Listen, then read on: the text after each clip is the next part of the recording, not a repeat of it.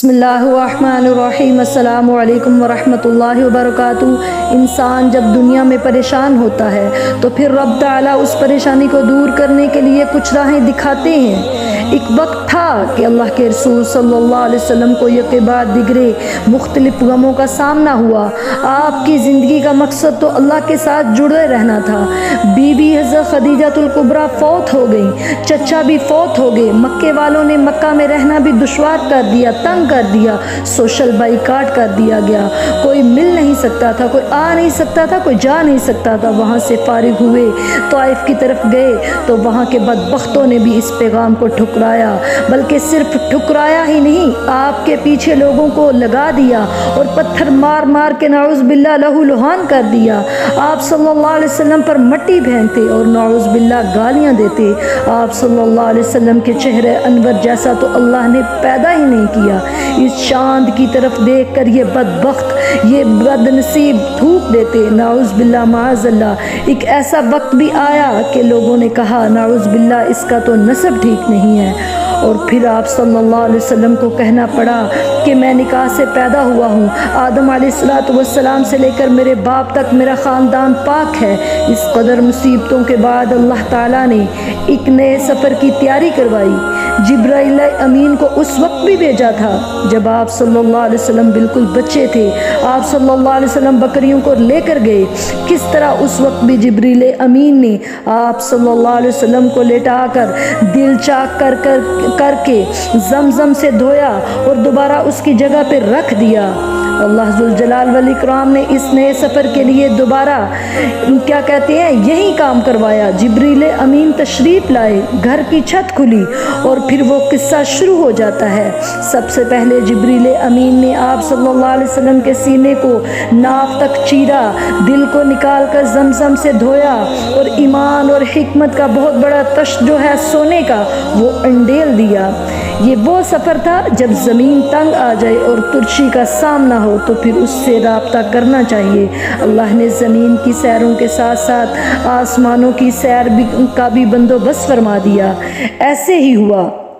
براق جو گدھے سے بڑی تھی اور خچر سے چھوٹی اور کمر اس کی بہت لمبی تھی، سفید رنگ کی جو وہ براق تھی، جبریل امین نے لا کر کھڑی کر دی۔ فرمایا حکم ہے اللہ تعالیٰ کا۔ جو ہی اللہ کے رسول صلی اللہ علیہ وسلم اس پر بیٹھنے لگے، آج تک اس پر کسی نے سواری نہیں کی تھی، وہ حیا کرتے ہوئے پیچھے ہٹ گئی تو جبریل امین کہتے ہیں کہ اس پیغمبر سے بھی حیا کرتے ہو؟ اور پھر جبریل امین خود بھی ساتھ سوار ہو گئے۔ ایک قدم اٹھاتی اور جہاں تک انسان کی نظر جاتی ہے قدم وہاں جا کر رکھتی۔ وہ سفر جو 40 دن کا تھا، مکہ اور بیت المقدس کا، آنن فانن رسول اکرم صلی اللہ علیہ وسلم کو لے کر براق بیت المقدس پہنچ گئی۔ سبحان اللہ، انبیاء اکرام علیہم السلام وہاں موجود تھے اللہ کے حکم سے۔ اللہ کے رسول صلی اللہ علیہ وسلم سواری کو باندھنے لگے تو جبریل امین نے کیسا وہ کیا کہتے ہیں پر لگایا اور پتھر میں سوراخ کیا اور کہا یہاں نہیں، آپ نے یہاں باندھنا ہے۔ پھر آپ صلی اللہ علیہ وسلم نے تمام انبیاء اکرام علیہم السلام کو نماز پڑھائی۔ سبحان اللہ۔ وہاں سے پھر اگلا سفر شروع ہوا۔ اللہ کے رسول صلی اللہ علیہ وسلم کو لے کر سبحان الذی اسری بعبدہ لیلا من المسجد الحرام الی المسجد الاقصی، اور پھر وہاں سے آسمانوں کی سیر کے لیے لے گئے۔ پہلے آسمان پر پہنچے، پوچھا گیا، دروازہ کھٹکھٹایا تو پوچھا کون ہے؟ تو جبریل امین نے کہا کہ میں جبریل ہوں۔ پوچھا گیا آپ کے ساتھ کون ہے؟ کہا کہ میرے ساتھ محمد صلی اللہ علیہ وسلم ہے۔ دروازہ کھولا گیا، پہلے اور دوسرے اور تیسرے 7 آسمانوں کی سیر کرائی گئی۔ اللہ ذوالجلال والاکرام نے یہ سیر کیوں کروائی؟ وہ غم، وہ پریشانیاں، وہ تکلیفیں اس قدر زیادہ ہو چکی تھی کہ اللہ نے وہ ساری پریشانیاں مٹا دیں، معراج کی سیر کرا کے ایک نیا عزم اور ولولہ عطا فرما دیا نبی کریم صلی اللہ علیہ وسلم کو کہ جب کالی گھٹائیں زیادہ آ جائیں تو پھر بارش بڑی پیاری پڑتی ہے۔ زندگی میں جب بھی مشکلیں زیادہ آ جائیں تو سمجھ لیں کہ انشاءاللہ اب یہ جلد ختم ہونے والی ہیں، کیونکہ اللہ ذوالجلال والاکرام کا یہ نظام ہے فَإِنَّ مَعَ الْعُسْرِ يُسْرًا، إِنَّ مَعَ الْعُسْرِ युस्रा, बेशक हर तंगी के बाद आसानी है। और फिर हदीस के अल्फाज भी हैं कि तंगी एक है तो आसानियाँ दो आती हैं, एक तंगी दो आसानियों पे कभी भी गालिब नहीं आ सकती, ये बात याद रखिए। लेकिन मुनाफिकों और काफिरों के लिए इस तरह की बातें हमेशा तकलीफ दे होती हैं। जो ही नबी करीम सल्लल्लाहु अलैहि वसल्लम वापस आए तो आप सल्लल्लाहु अलैहि वसल्लम ने बैतुल मक़दस और सातों आसमान की सैर के बारे में बताया तो अबू जहल को मौका मिल गया और सीधा हज़रत अबू बकर सिद्दीक़ रज़ी अल्लाह ताला अन्हु के पास पहुंचा और कहने लगा कि बताओ, अगर कोई कहे कि मैं रातों रात बैतुल मक़दस गया था, पहाड़ों पर चढ़ा और वादियों पे उतरा, हो सकता है? तो सैयदना अबू बकर सिद्दीक़ रज़ी अल्लाह ताला अन्हु फरमाने लगे कि ऐसा हो ही नहीं सकता, 40 दिन का सफ़र एक रात में कैसे तय हो गया? मुस्कुराया और फिर पूछता है कि क्या ख्याल है, अगर कोई ये कहे कि मैं आसमानों पे भी गया हूँ, ऐसा हो सकता है? तो कहने लगे ऐसा हरगिज़ नहीं हो सकता।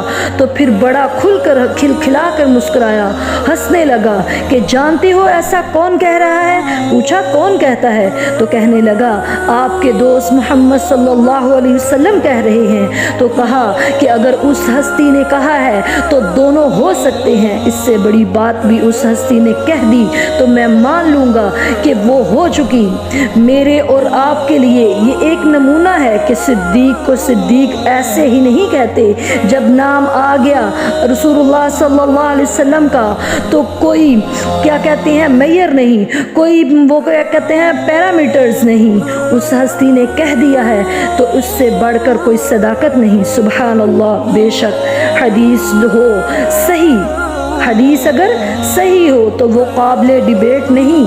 आज आप देखते हैं कि लोग कहते हैं इस पे डिबेट होगी। अल्लाह के रसूल सल्लल्लाहु अलैहि वसल्लम से साबित होने वाली बात काबिल डिबेट नहीं, बल्कि काबिल डिबेट उस शख्स का ईमान है जो कहता है कि इस सही हदीस पे डिबेट करवाऊंगा।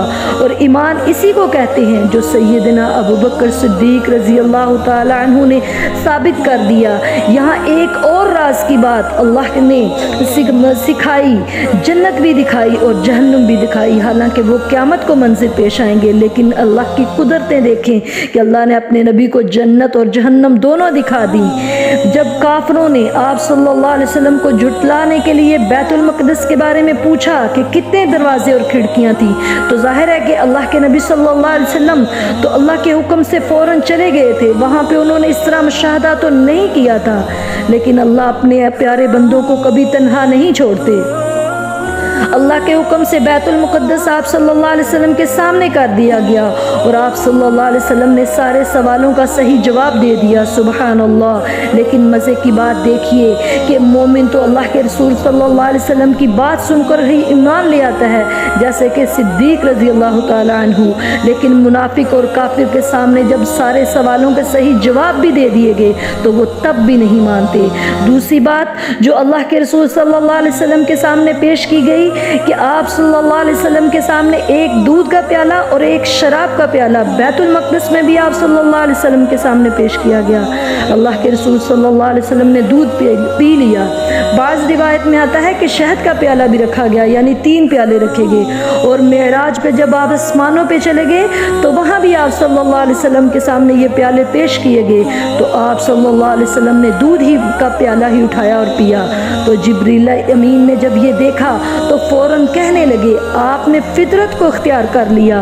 अगर आप शराब पी लेते तो आपकी पूरी उम्मत गुमराह हो जाती, क्योंकि बड़े की गलती पूरी कौम की गलती होती है। आप सल्लल्लाहु अलैहि वसल्लम को इस पूरी सैर में सिर्फ दूध पसंद आया और वहीं आप सल्लल्लाहु अलैहि वसल्लम ने पिया।